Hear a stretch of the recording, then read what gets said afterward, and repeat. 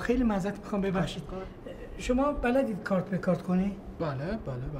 میتونی به من کمک کنی؟ بله. بفرمایید من باید چیکار کنم؟ بی زحمت این از این طرف دومی رو بزنید. اینو؟ بله. خیلی عالی. حالا گزینه اون بله بالایی رو؟ بله. زنده باش. خواهش میکنم. چند لحظه. بله. عرضم به حضور ببخشید. استدا میکنم. بفرمایید.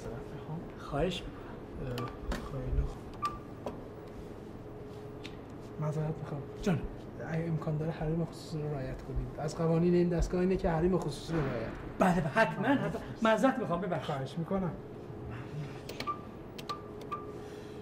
خیلی خوب.